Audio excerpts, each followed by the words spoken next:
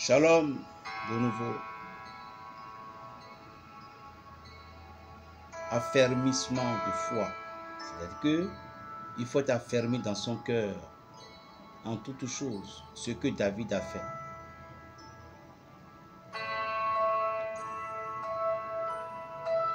Vous voyez, les problèmes de la vie à plusieurs sens. Est-ce que vous savez les délivrances que on peut vite délivrer, les délivrances qu'on pouvait vite faire dans la vie?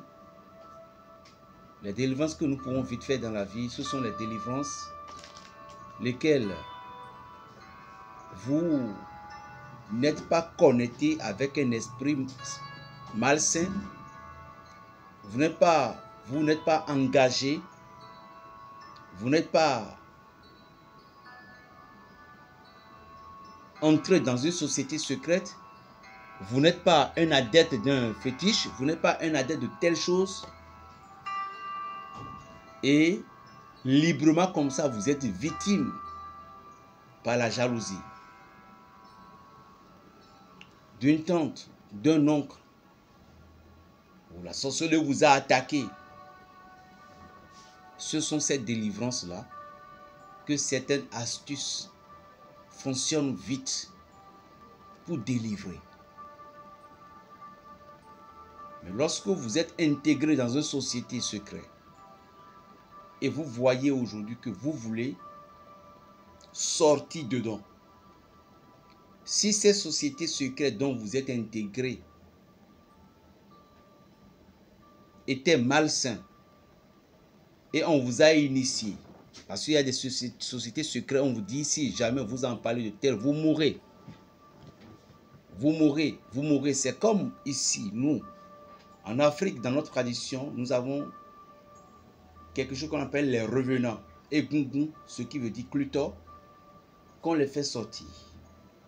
Et lorsque vous voulez intégrer dans ce mystère au couvent, avant qu'on vous ouvre les yeux, que vous voyez le réel revenant même, on va vous d'abord faire des cérémonies, taper tout autour, et on vous fera des alliances.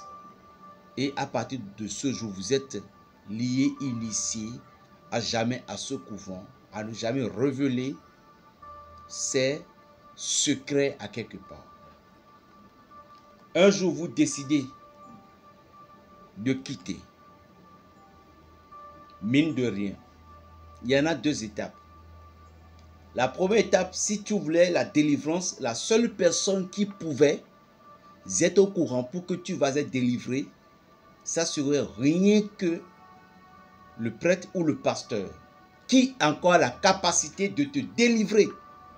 Ou, secondo, si tu as la chance que dans ce couvent, tu n'étais pas quelqu'un qui fait du mal, tu ne serais pas tellement dans les conséquences. Mais si tu étais quelqu'un qui est un dictateur dans ce jeu, et toi tu as pris ça, tu as fait du mal, lorsque un jour tu as pris conscience et tu as dit que tu voulais quitter, la maltraitance que tu avais fait, s'il y avait des victimes, ou bien tu avais tellement fait des choses, c'est juste un exemple que je donne par là, hein. Tu as fait tellement de choses, c'est-à-dire, je donne cet exemple par rapport aux sociétés secrètes, quoi. Et on t'a demandé des choses que tu as fait. Aujourd'hui, tu as regretté pour dire, ce que je fais là n'est pas bon, que je dois me retourner. Directement, d'abord, promets des choses. Tu auras problème avec l'esprit de ce couvent, l'esprit de ces groupes dont tu es intégré. 2, tu dois te protéger et tu dois briser l'alliance qui se situe entre toi et ces entités dont tu es intégré dans cette loge-là. Dans le cas contraire, quelles que soient les prières que tu feras, tu n'auras jamais de satisfaction. Et ce qui arrive aujourd'hui à beaucoup de chrétiens d'entre nous,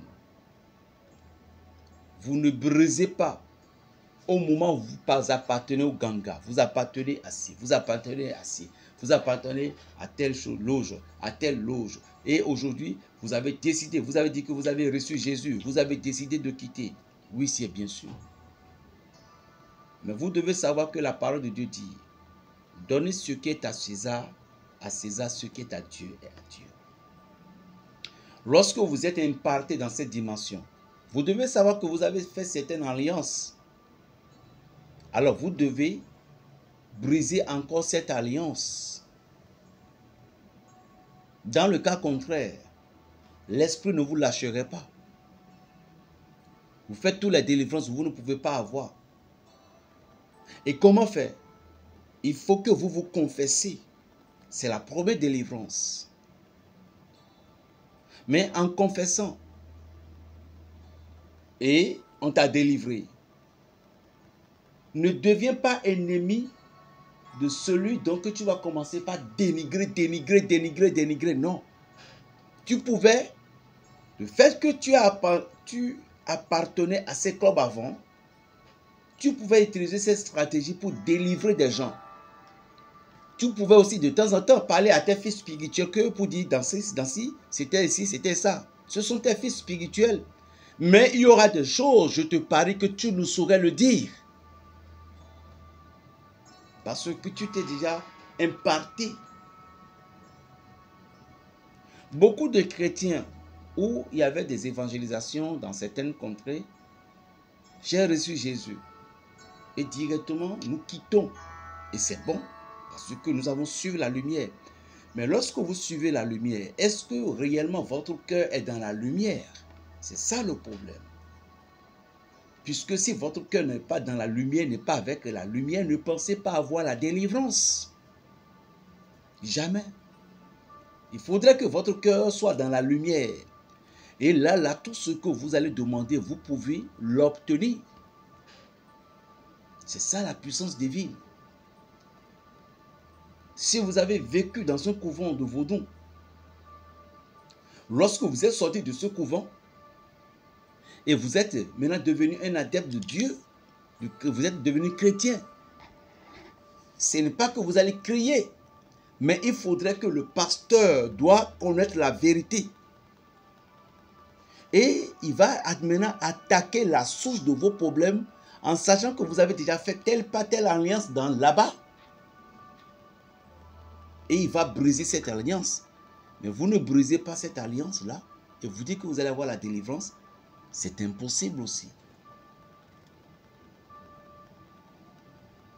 Il n'y a rien sans la détermination de notre foi. Lorsque vous avez la foi, vous ne devez plus avoir peur de quelque chose. Berger Raphaël Le Béninois. Plus 229 01 95 26 41 46. Que la paix du Seigneur soit toujours notre guide. Lorsque vous avez entré dans un couvent, vous êtes entré dans certaines sociétés secrètes, et puis aujourd'hui, votre vie est devenue miséreuse. Vous devez briser cette malédiction. Le psaume 18, c'est pour briser la malédiction. Le psaume 11, le psaume 12, c'est pour briser cette malédiction. Et comment faire? Suivez la troisième partie de cette vidéo et vous aurez la réponse à vos questions. Comment briser cette malédiction dont nous-mêmes nous avons pris notre main et entré dedans. Shalom.